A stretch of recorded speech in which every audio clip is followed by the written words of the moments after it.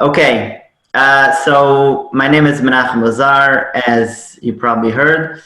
I was born in Milan, Italy, and I now serve as a Rabbi Chabad Shliach in Rome. My parents are actually from Europe. My mother was born in Debrecen in Hungary. She grew up during the war in Budapest. She was actually hiding during those years by a non-Jew. Also, her sisters were hiding, and my grandparents were also hiding. Everybody was hiding in a different place under a different disguising as a different type of person. My grandfather was my maternal grandfather was officially an electrician, but he actually didn't know how to change a light bulb. My grandmother was serving like as a nanny by another non-Jewish family, which obviously she also didn't know how to do well, because thank God before the Holocaust they were very well to do, and actually Baruch Hashem they managed to save some money and hide it, and that's how they managed also to save my mother and her sisters.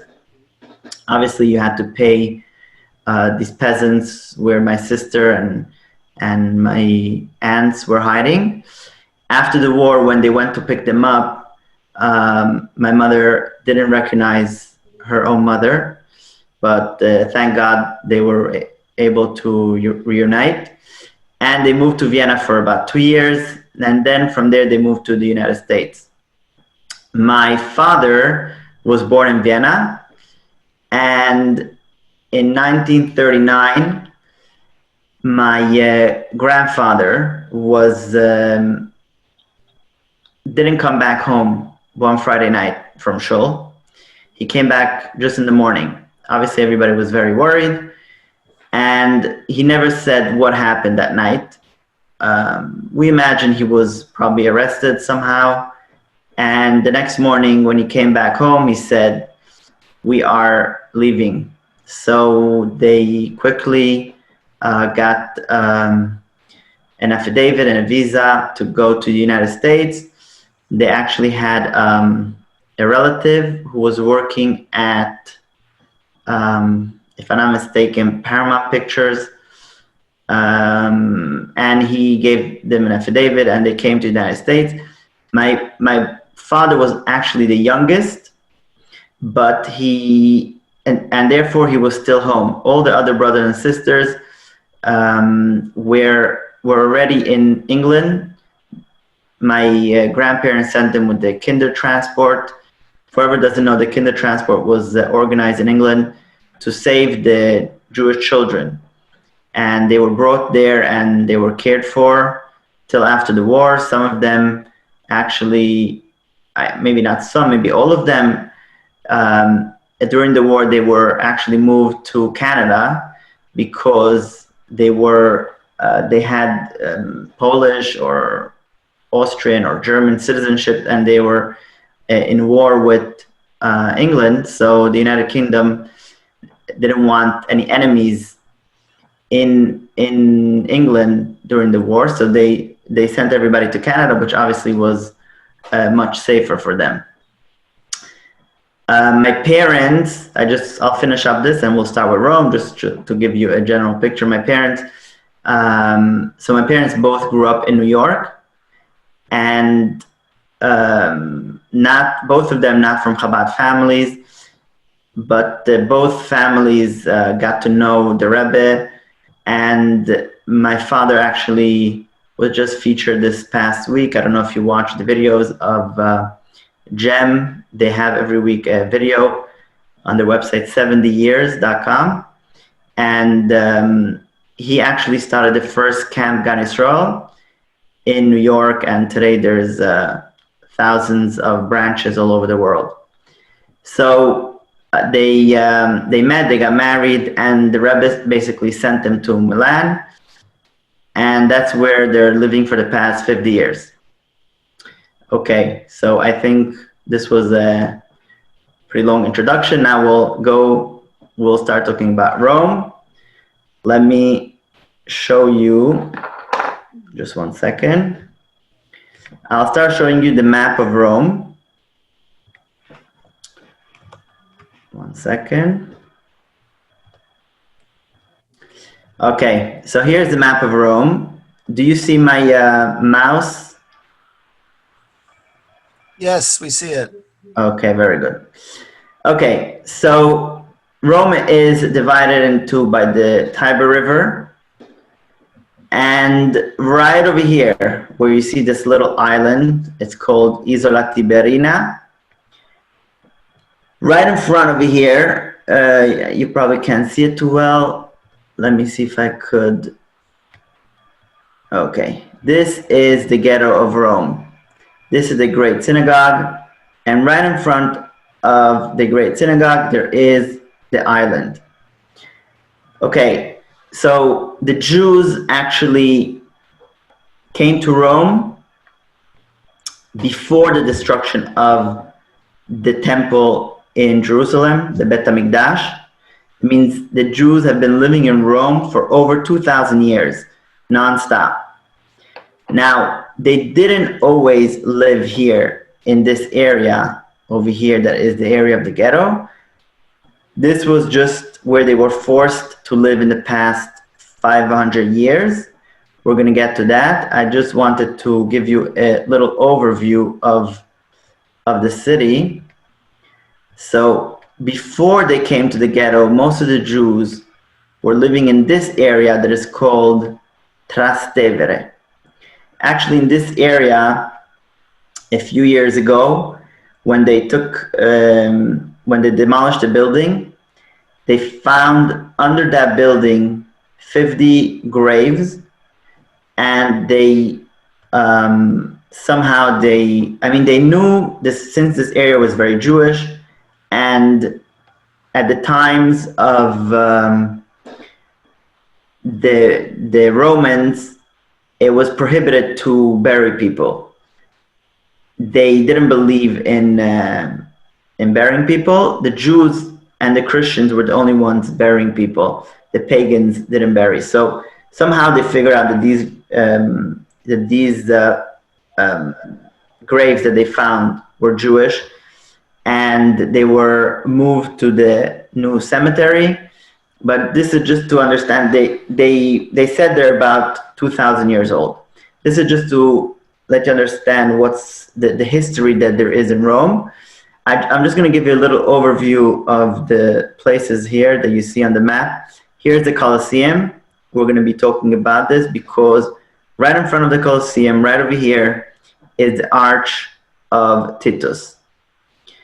And in other, so as I said, here's the ghetto. This is the island.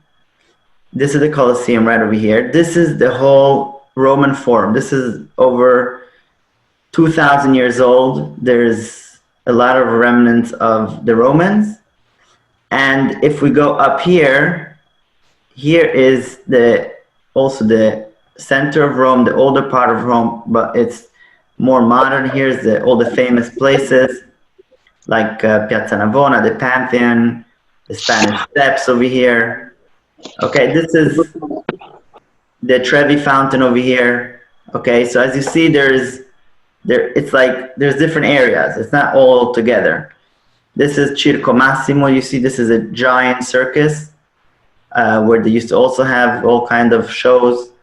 And again, also in the Colosseum, they obviously had shows. The shows were servants, some of them obviously Jewish, fighting against animals, or servants, slaves, fighting against each other. And so before the destruction of the Bet HaMikdash, the temple in Jerusalem, already then the Jews were brought to Rome as slaves, and obviously also after that, the Romans were about 100 years before the temple was destroyed. They were already ruling in Israel, and so there were besides the fact that there were Jews who already came to Rome and settled in Rome, were living in Rome, while the temple was still up and running in Yerushalayim, there were also the slaves. And the Jews that were in Rome were doing business. It says, the Talmud also says, Rabbi Menachem ben Harash, there was a sage who opened up a yeshiva in Rome before even the temple was destroyed. So there's a lot of stories in the Talmud about Rome. We're gonna go now. Okay, so this is the Arch of Titus. And this is basically the arch that was built in honor of Titus when he destroyed the temple and he came back to Rome. And this was like a big victory. So they built an arch in honor of this victory. Now, if we look in the arch, inside, that means it's on this side over here, okay? This is a refiguration of the Romans coming back to Rome with the spoils from Israel, from Yerushalayim. So as you could see over here, there is the famous menorah. So there's a lot of questions about this. Where's the menorah? And there's many versions, and obviously we don't know exactly where it is.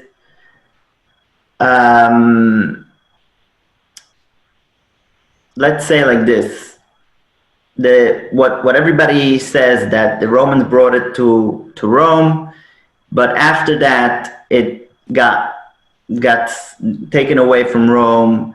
It went to Africa. It went different places. No one really knows exactly where it is. A lot of people still claim that it's in the Vatican today. We really don't know what happened to it. But let's just for 1 second look at this picture over here. And this picture over here has a lot of questions in itself. And the Lubavitcher Rebbe actually spoke about this, because there is refigurations over here of dragons and things that are not, let's say, Jewish. And in general, this refiguration doesn't represent really what we know from the Torah. In the Torah, it says the menorah had goblets and flowers and all kinds of things. And here, it looks very different. Another thing that obviously, there's different interpretations, but the big sages all agree and they explain that the menorah in the temple actually had straight arms, not round ones, as you see here. Rashi explained this on the Torah, and the Rambam actually has a refiguration of the menorah with straight arms. So there's a lot of questions about this menorah. So I saw different answers. I don't know. These are just theories. I'll just throw them to you, and you'll decide. So one thing could be that maybe they prepared the arch before they came back, so they had it ready, but they didn't really actually see the menorah. Could be the menorah was actually hidden before the Romans conquered the Bet HaMikdash, and they just took some other candelabra that looked like the menorah. Actually, on Hanukkah, when we talk about the miracle of Hanukkah, in the prayer, we say that after they won the war, it says they lit the candelabras in the courtyards. And the Rebbe also there asked the question, why does it say courtyards, plural, the candelabras, plural? We know that the menorah was one. We should say that they lit the menorah in the temple. So the Rebbe explains over there that actually at that time there wasn't electricity. People needed light. They needed to light something.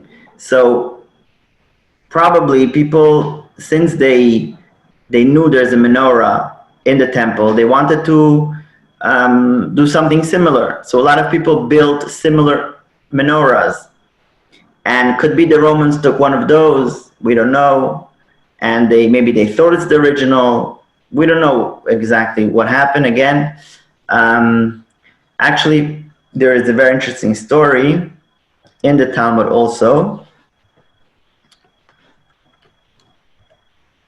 One second. No, 1 second, I don't see it. Okay, I don't see it here. I guess it's not showing. Let me see if it's gonna show.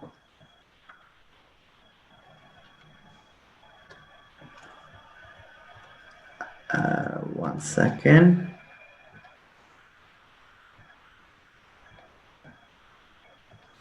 Okay, so what you see here is one of the garments of the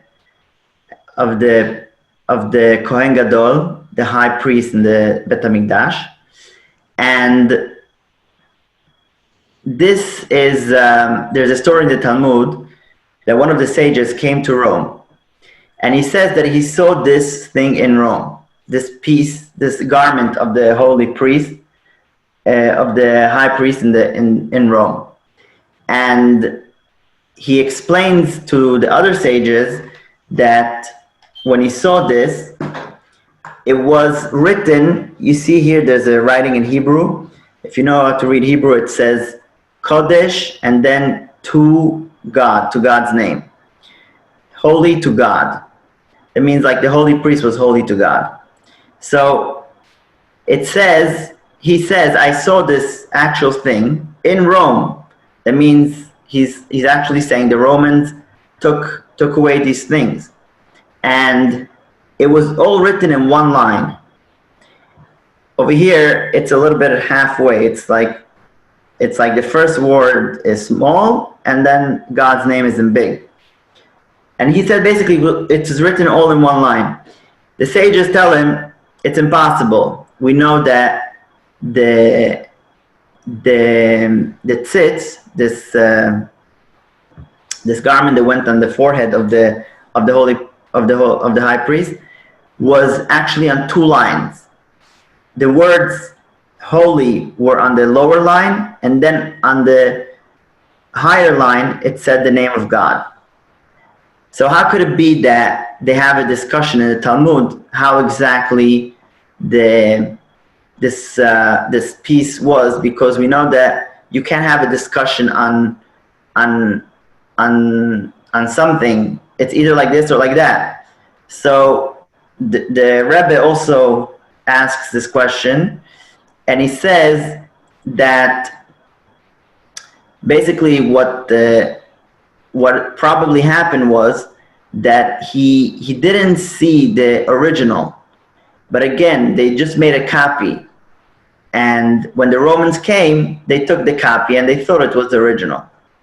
So again, it's another theory to explain that maybe really the Romans didn't actually take the real menorah, they just took a copy. We don't really know till today, and hopefully when Mashiach is going to come, we'll reveal all these secrets.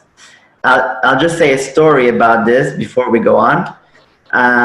There was a rabbi in Tripoli in Libya. His name was Rabbi Bokobza, and the king of Italy about 150 years ago, Vittorio Emanuele, he came to Libya and he met the rabbi and he was very impressed, and he told him, I want you to come to Rome to bless my son before his wedding.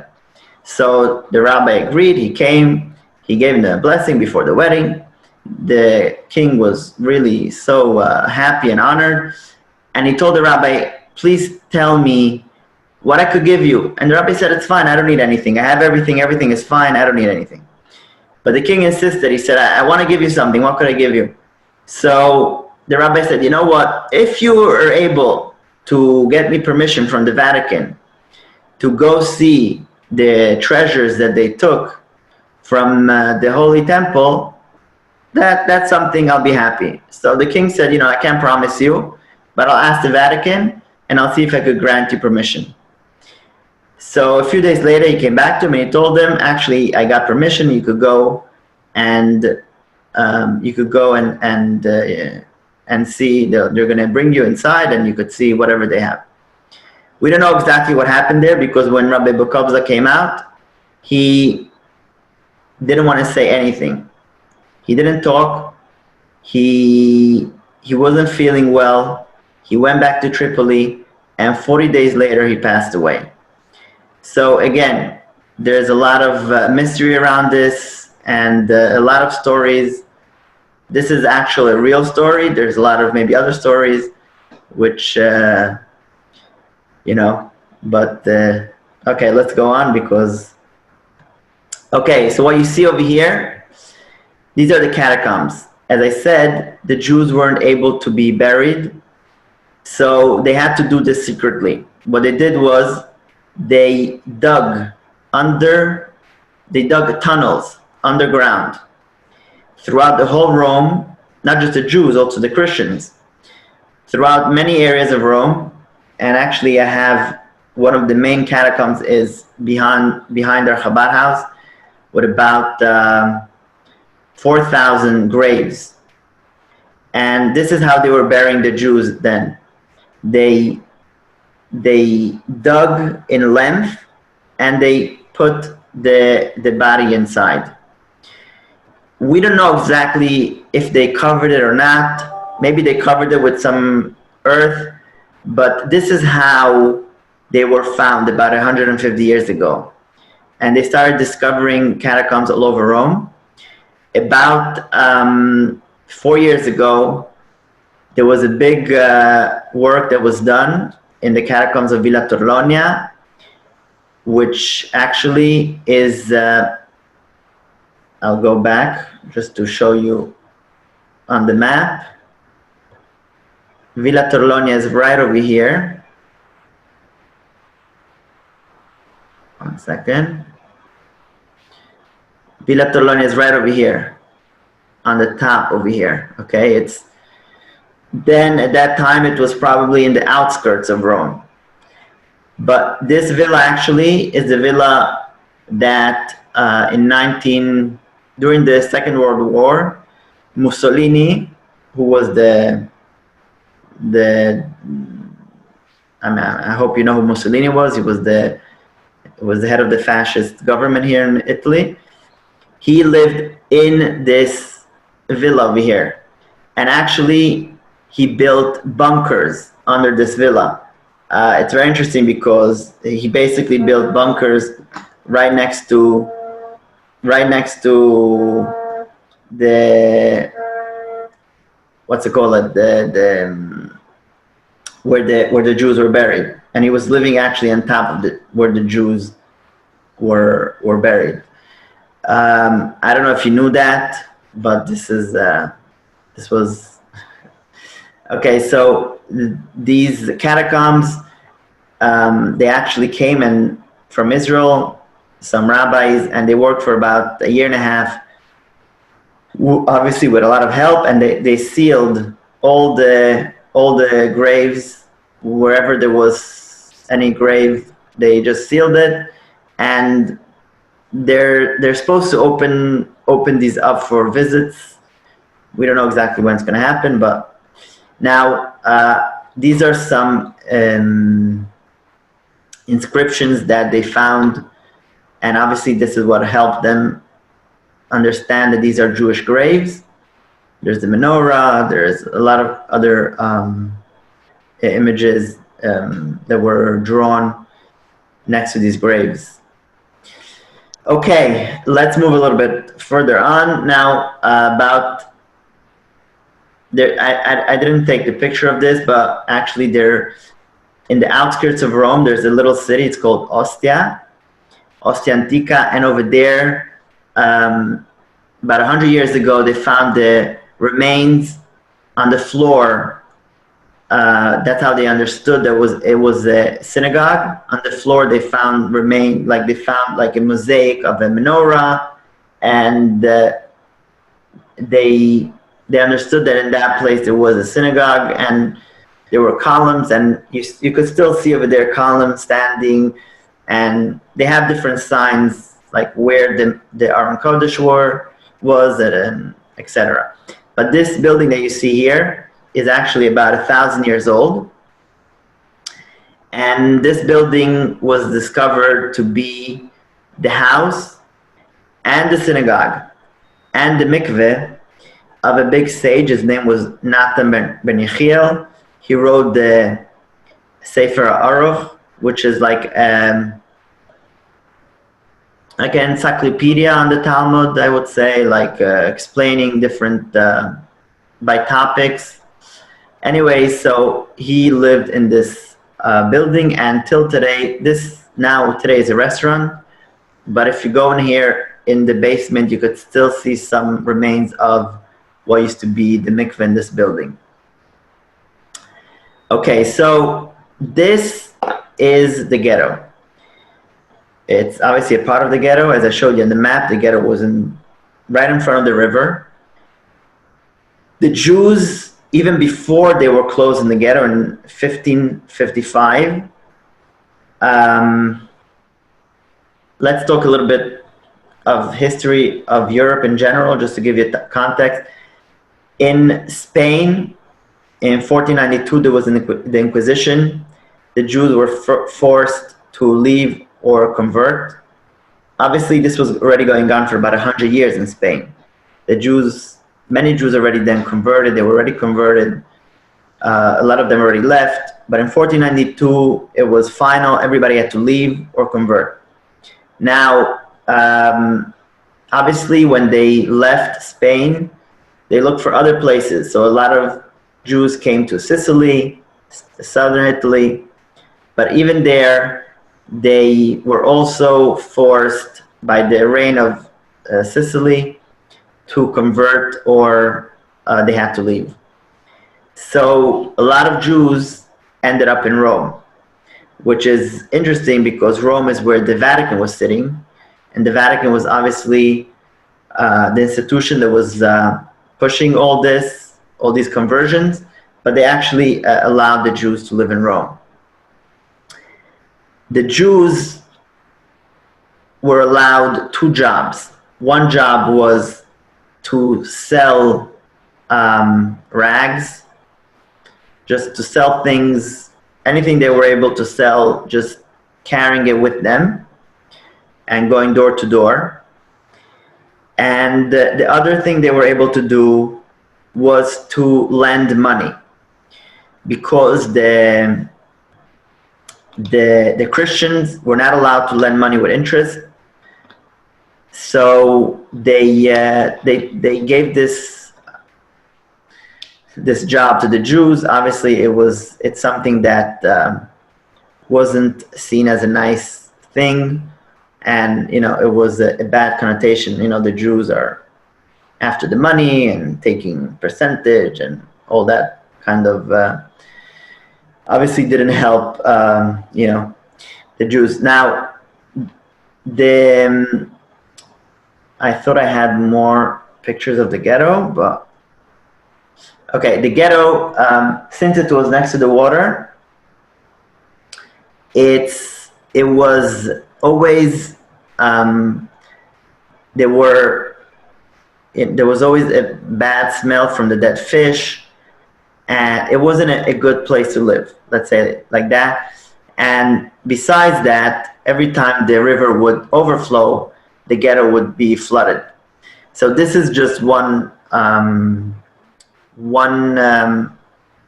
that you can find in the ghetto. This line over here shows the level of the water that in 1598, the 24th of December, the water reached this level. It's about 4 or 5 feet from the actual ground of today. Could be it was even higher then. And this is just to give an idea of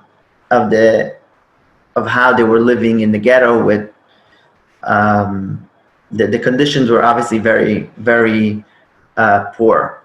Besides that, there were more and more Jews being born, and they just had that space where they were able to live. So if you look in this picture over here, you could notice how the windows, the higher you go, every floor, they become smaller. Also in this building, you could see over here, there's smaller windows, and over here, you could see there's smaller windows. The reason is because they were adding floors, and every time they added a floor, they were trying to not to make the building too heavy, so they made the floors smaller and smaller. So you could see here, just to give an idea how crowded the place was. There were thousands of Jews living in a very small place. Now this square over here today is empty, but in this square was obviously very crowded. At the beginning of the about 1850, 1890, 1900 about, maybe even before. The ghetto was in place from 1555 to 1870, and after that they tore down some buildings to give some space because it was very crowded. One of the buildings they tore down was the building where the Jews used to pray. Now the Jews were allowed by the Vatican to have one synagogue, but obviously, as the saying goes, one Jew to synagogue, one Jew to opinion, however it goes. So the Jews actually, but it's really not just that. It's also because there were Jews coming to Rome from all over. There were those coming from Spain. There were those coming from Germany. There were the Italian Jews. There were those coming from Sicily, and every group had their own melodies and their own rite and their own prayer book, and maybe their own group who they wanted to be together with. So although they had just one synagogue, what they did was that in that building of the synagogue, they opened other synagogues in every room, in every floor. They opened another synagogue and another synagogue, the Spanish synagogue and the Catalan synagogue, the Sicilian synagogue. Every group opened their own synagogue in that building, and it was called the Cinque is five, Scole. Scole comes from the word shul, from the word school maybe. That's how the synagogues were called. And that building that hosted those five synagogues was torn down. So we don't have that building today. In its place today, there is actually the Jewish school. It's a more modern building, and it's very large. There's about 1,000 children learning in that school. And the Great Synagogue was also built about 1900. That's when the Jews finally had, they were free, they were able to practice their religion freely, because in all those years that the Jews were in the ghetto, they had to every Sunday go. If you go around the ghetto, you'll see there's almost, I don't know, maybe 4 or 5 churches right around the whole ghetto, and the Jews had to go every Sunday and listen to the mass. And there's even Hebrew writings on top of the churches, and to make them feel more comfortable and to try to convert them to Christianity, and show them how basically there's no point, just convert and you'll be able to leave the ghetto and live like a free person. They didn't want that the Jews should mix with the Christians. So it was the whole time they were trying to convert them, and we see an incredible thing that for hundreds of years the Jews resisted, and they didn't give in.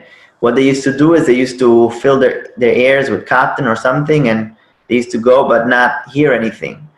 And this went on for ages, for hundreds of years, from 1555, as I said.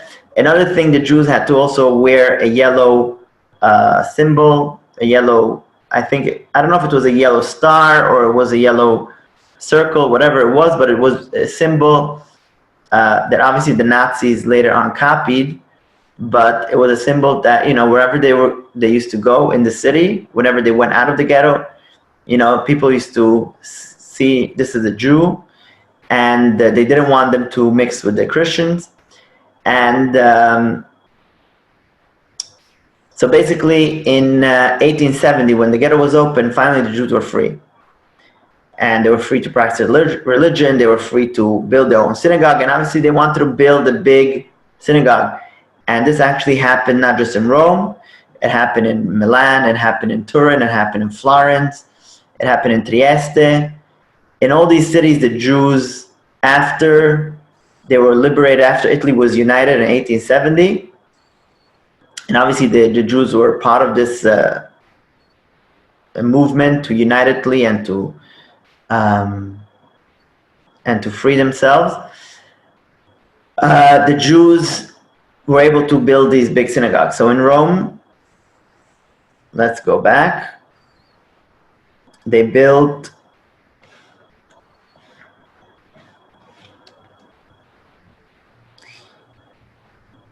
this big synagogue, and as you see, this is over here, this is the river, and the synagogue is right next to the river. Now this wall that you see here is a modern wall. At the time of the ghetto, there was no wall. The river was the ghetto was at the level of the river, I guess, because slowly it became higher. But anytime the water, the river would overflow, it obviously wasn't a nice thing. This is the inside of the synagogue. The synagogue was actually designed by non-Jewish architects. That's why it resembles a little bit the church. It has, you can't see it in this picture, but it has three, I don't know how to say it in English, but three rows, let's call them, like they have in the churches. But this is a very large synagogue. It's very nice. This is the ceiling. On top of the synagogue, as you could see here, there's this I forgot how you say it. This yarmulke, however you want to call it, and this is what you see from inside, looking up. So it's really a very beautiful synagogue, and at that point, they also built a family also gave a building to the Jewish community, also about 1900. And there were two synagogues, the Great Synagogue and the synagogue, it's called Di Castro. It's in Balbo Street. And also that's a very nice, I don't have a picture here now, but it's also a very nice synagogue. Also very nicely decorated. And those were the two synagogues that the Jews had after the ghetto was demolished. Now, this is a cemetery, let's say the cemetery, the cemetery that was used for hundreds of years. Today already, the cemetery is almost not used.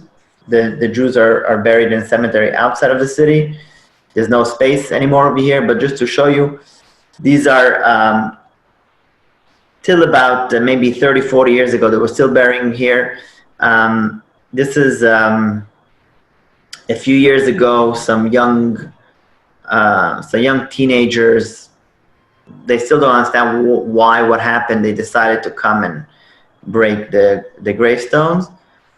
And here, it's just to have you understand, a lot of important families have their own kind of little building where they bury the people of their family.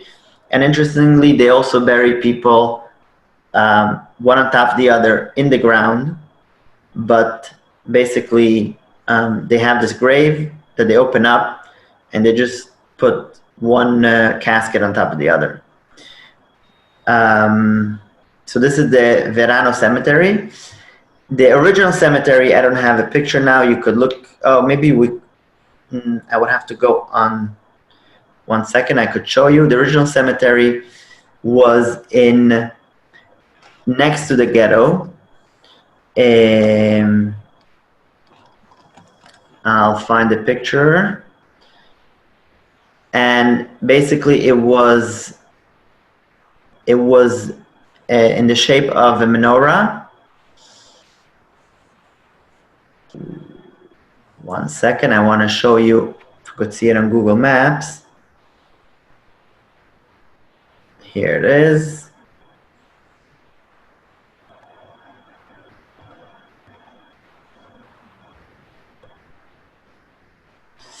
Okay, so this is where the cemetery used to be. As you could see here, just to show you over here, here we have the Great Synagogue where it says Tempio Maggiore. This is the island that you see. And right over here is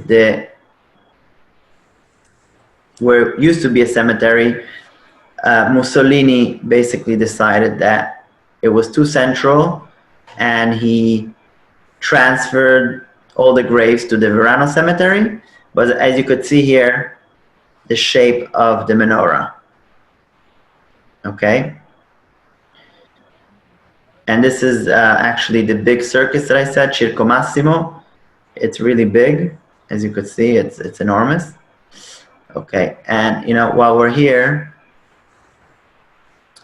you could see the ghetto. As you could see, this is Piazza Cinque Scole, the 5 synagogues, and this is the square where the building used to be. This is the Jewish school today, this building over here. And as you could see over here, how the buildings are so crowded. Look at this street. It's like very narrow. This is what the ghetto was. Like the buildings were like maybe 10 feet, 10 feet from each other. All the space you see here today was just because they demolished a lot of buildings over here. But if you go here in these you see how crowded it was, and how every building had extra floors built on top of it. Okay, let's go back to our slideshow. Rabbi, let me know if I'm getting too long. I should be finished soon. Oh, it's fascinating. Keep going. This is the Great Synagogue again. Okay. Now, there's a lot of modern history, and there's really a lot of it. I'll try to make it quick. The Jews were, right away they left the ghetto. They went to live all over Rome because nobody wanted to stay in the ghetto. Some people stayed in the ghetto, very few families. Most of the Jews went to live all over Rome. And actually, there was a Jewish mayor of Rome, Ernesto Nathan, at the beginning of the 19th century. And the Jews were respected in Rome, and they, finally they were free. Now, Second World War came, and the Nazis didn't come to Italy till very late, because they were allies with the Italians, with the fascists. In general, Italy never had so many Jews. We're talking of a peak of 30,000, 40,000 Jews. Okay, so when the Nazis came to Italy,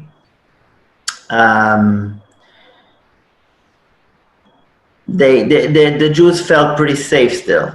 They didn't really run away, because a lot of Jews were part of the fascist movement, and they were friends with everybody. And actually, just this morning, a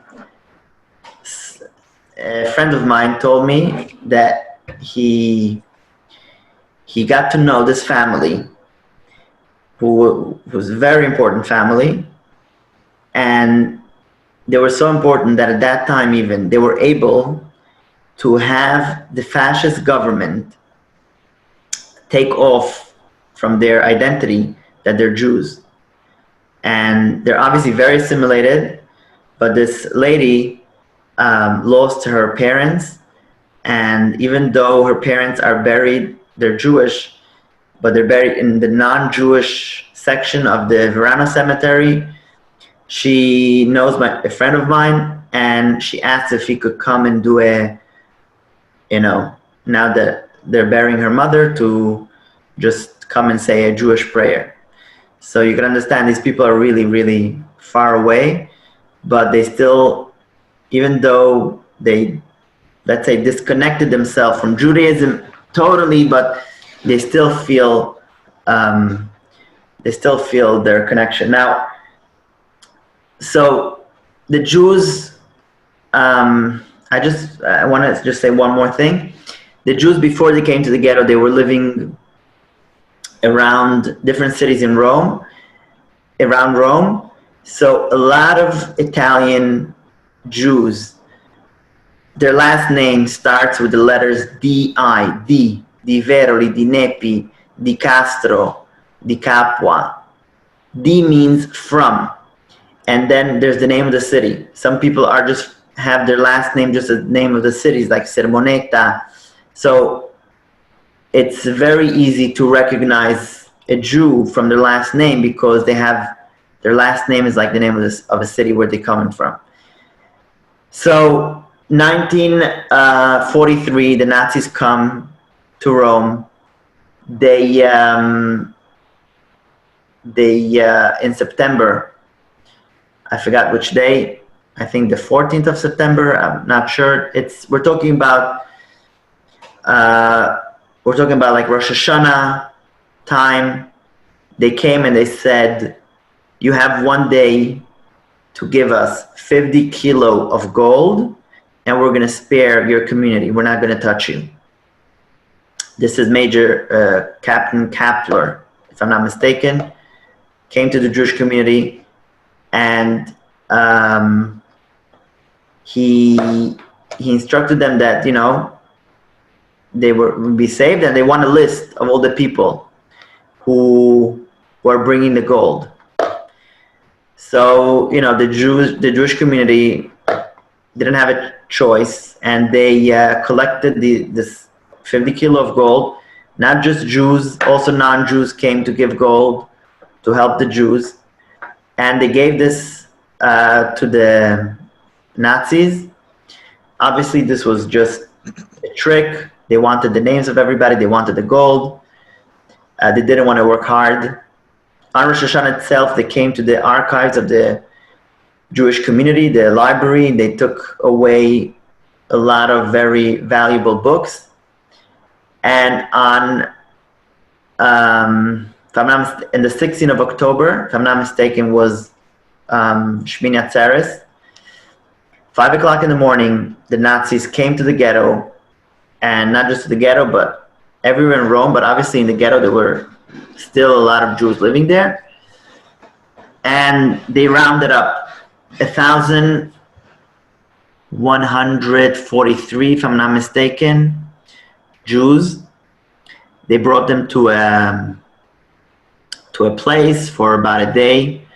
There's a lot of incredible stories of that morning. This is the picture that you see is from that morning, actually. These are the Nazis in the ghetto rounding up the Jews and taking them to, this thing over here is called Portico d'Ottavia. This building here that you see over here today is a museum of the Holocaust. They rounded up all the Jews. A lot of people got saved here.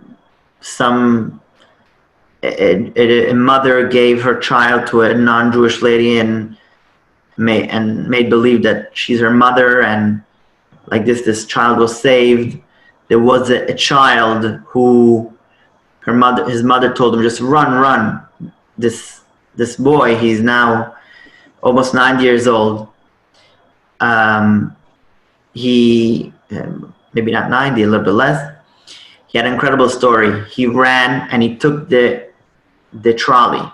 He got on the trolley and he just sat there. And the whole day he was going back and forth, back and forth. At the end of the day, when they had to, close the trolley, the conductor asked him, "What are you doing here?" He told them, "I'm Jewish." So they let him sleep there in the trolley for about a week, and they used to bring him food until after a week he managed to go somewhere and he was saved. But this is just one of the incredible stories that how the Jews were saved, how they were helped by the non-Jews. There's so many stories I could just go on, so I'll continue. Maybe you could give us some insights into what the community is like today. I'm getting there. I'm just trying to. I know there's so much to talk about. Okay, so these stones that you see over here are on the floor in front of each building where Jews were deported. They put these stones on the floor. So all over Rome, you could pass in front of a building and you'll see the name of the person, when they were born, when they were killed, and there's hundreds of these around Rome. Okay, so let's get to our present day. Sorry. So as you could see, now Jews are able to live in Rome freely. This is a central square of Rome. For the past about 25 years, chabad lights a public menorah here. Every year the mayor comes and a lot of distinguished people, the ambassador, the Israeli ambassador, the American ambassador, a lot of obviously Jews and tourists come every night to light the menorah in the central square. And this was actually a wedding that we just had at the Great Synagogue. It was the first wedding after the Corona. And also, this is an amazing story. It was also in the older JTA and Times of Israel. You could go read it up. This is a sukkah in one of the central squares of Rome. Every year, Chabad puts up a public sukkah, and again, also a lot of the mayor comes and a lot of other people come for the inauguration, and people are able to come any time of the day and eat in the sukkah. I just want to go back to the Great Synagogue. The Great Synagogue, as you could see here, is very well guarded. In 1982, there was a terrorist attack. Arab terrorist attack, people connected with Arafat, and about 35 people were injured. This was on Hoshana Rabbah, again on a Jewish holiday. Everybody was coming out of the Great Synagogue. They started shooting over there. One 3-year-old child was killed. Since then, the Italian government is always protecting our institutions. During prayers, the menorah, for example, that we put up also has 24-hour soldiers standing by it. The government is really making sure that we are safe, and they take it very seriously. The Jewish community today, not today, but in the past, I would say 10 years, there was an incredible rebirth of Jewish life.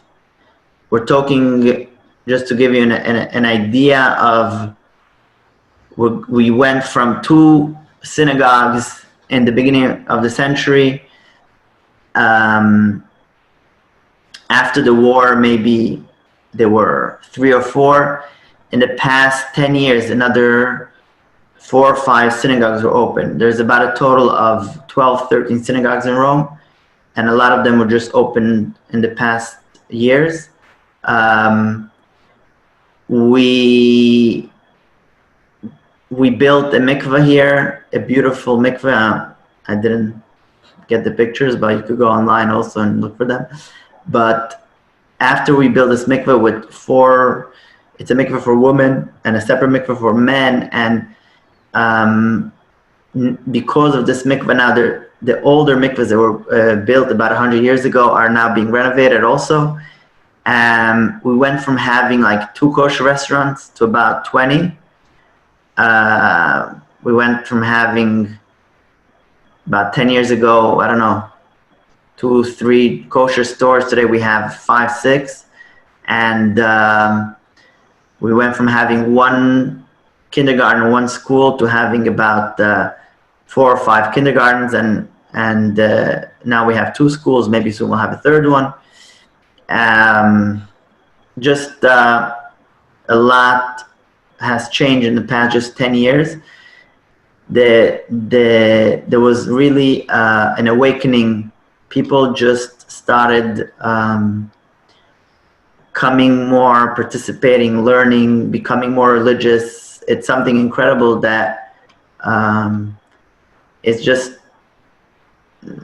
it's like every day there's some other story of someone else coming and buying tefillin from us, or buying mezuzahs, or anything. Just like you see, like there's constant people constantly want more and more Judaism, and we hope that hopefully we'll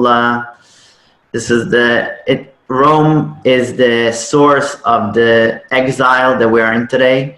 So hopefully from Rome we'll be able to announce the redemption of the future redemption with the coming of Mashiach, and we'll all go back to Israel, hopefully speedily in our days. Amen. Thank you so much, Rabbi Lazar. Maybe we could have a few minutes for questions. And I have a question. Are people immigrating to Rome, or is all of that growth organic from within the community that's already there? No, it's all from the community. I mean, a lot of people made Aliyah, went to Israel. Not now, I'm talking a few years ago, there was a big wave, but because people became more religious and they wanted more religious schools and more religious life. So actually in Israel now there is about 4 or 5 Italian synagogues, because Italians, I didn't mention this, have their own right, their own nusach. They pray and they sing in their own way. So there is Italian synagogues, some of them in Rome and in Israel, run by Chabad rabbis. And in Israel itself, in Tel Aviv, in Yerushalayim, there's 2 of them. In Netanya, there's a lot of Italian synagogues, because a lot of Italian Jews moved to Israel, and they're continuing their tradition there. So you mentioned before, if I could ask you another question, about that the Jews came to Rome even before the Churban, the destruction. So does the Italian Nusach, is that continued all the way back from then? In other words, is it older than the Sephardi and Ashkenazi Nusach? Or when did it develop? Very good question. So this is exactly what they claim. They claim that it's the Jews came directly from the temple, so everything came straight from the Beis Hamikdash, from the temple. Interestingly, the way they sing resembles very much how they sing in the church, and there is everybody claims something else. The Jews claim that the church took it from them, and the church claims that the Jews took it from them. So we'll never know the truth. That's fascinating. I could try to find. They hear you. I don't know. Yeah, go. Can I ask you, did anybody ever claim that there was any connection, like Leonardo da Vinci, as the D starting at the beginning of his name? Did he have any Jewish roots at all? I never heard that. But did the Rav not say at the beginning that most Jews had a D at the beginning? Yeah. Yeah, it's interesting that you're saying this. I never heard this, so I wouldn't want to say something that but it's interesting that you're saying this. I don't know why. What's Da Vinci? If he came from the city of Vinci, I don't know. I really don't know. Well, because I know when I was in Italy, I did not want to go into Vatican City, although a lot of our From Tour did, and they went with a From Tour guide. And they say where he had shrubs on the top of the Sixtine Chapel that he, painted, that the signs that were given by those babies with their hands were not nice. It was indicating something against Christianity. Okay, so I don't know there's that. You know what I'm talking about? yeah, sure. Okay. I didn't talk about this, but basically a good friend of mine, Roy Doliner, wrote a book, The Secrets of the Sistine Chapel. It's actually Michelangelo who painted the ceiling of the Sistine Chapel. Oh, yes. And he wasn't Jewish, but since he was forced by the church to paint on his back the ceiling, he wasn't happy about it. He was an artist, and obviously he liked to paint, but he wanted to paint in a normal way, and to paint like this is obviously very painful. So he put a lot of references in the painting. It's actually what they call the Old Testament. It's come from the Torah, so like he put a lot of the Jewish things in there. Right. So you could read the whole book. But there's no problem to go in the Vatican museums. And Right. the only problem is at the end, you come to the Sistine Chapel, which is still used sometimes as a church. So that's why the tour guides are able to, make you exit before you have to go in there.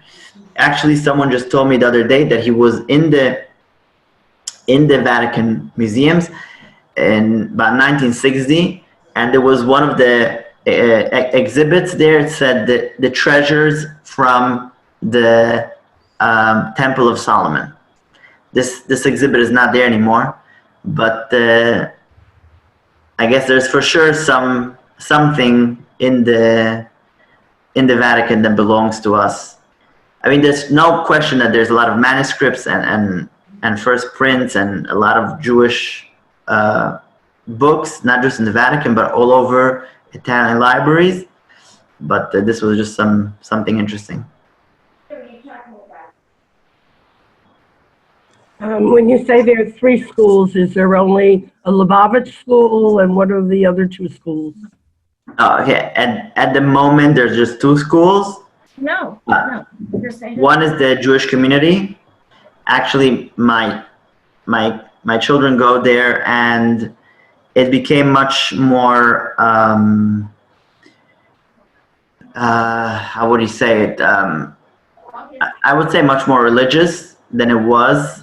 The people in charge now are religious, and they, officially the children have to have a yarmulke when they're in school, and obviously the food is kosher, and etc.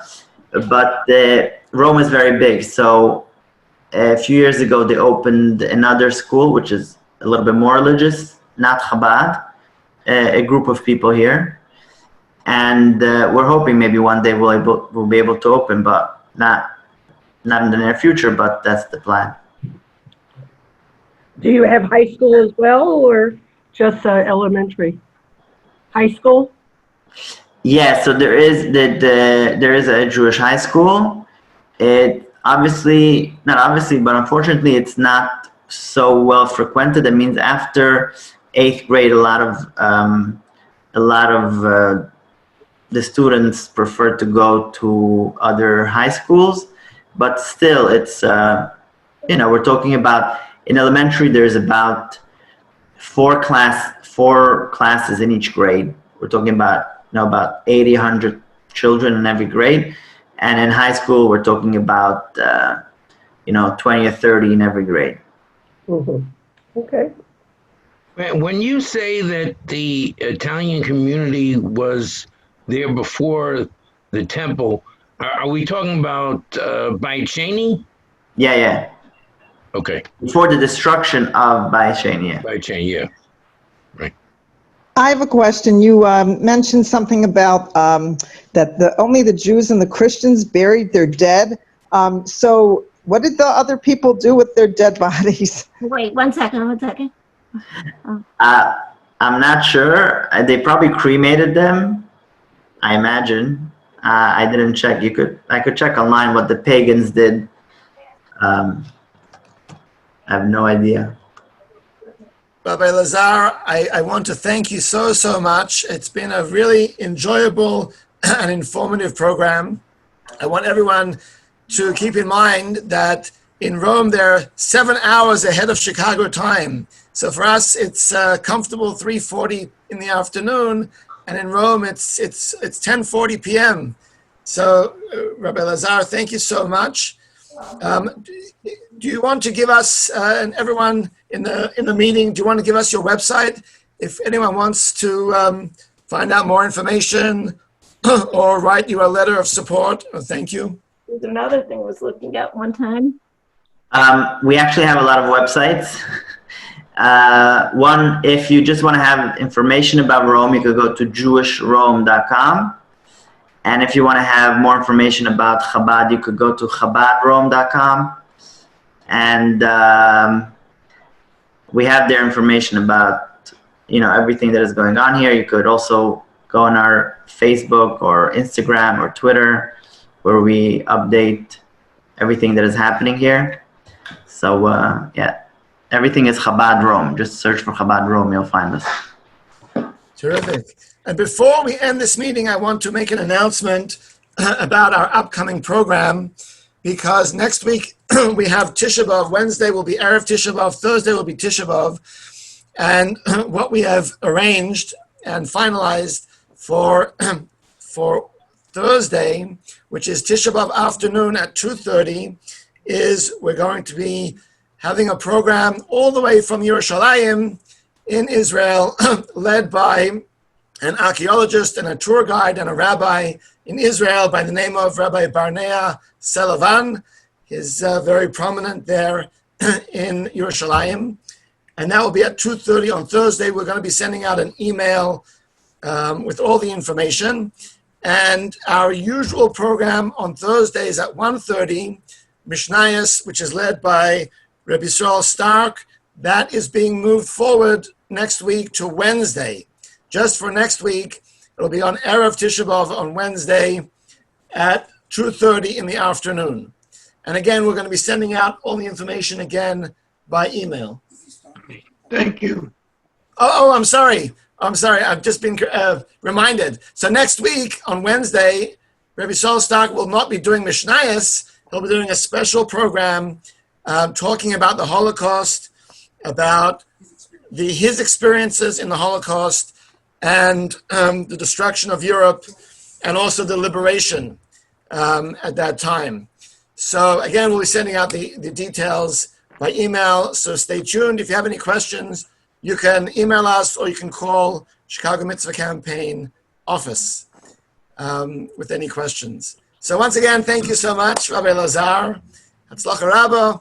And just to echo your sentiments, with Hashem's help to bring Mashiach now, and God willing, we'll meet in Yerushalayim with the building of the Beis HaMikdash. Amen. Good luck. Okay. Amen. Stay Thank well, you. everyone, and be safe. I'm going to end the meeting, and we'll see you next time.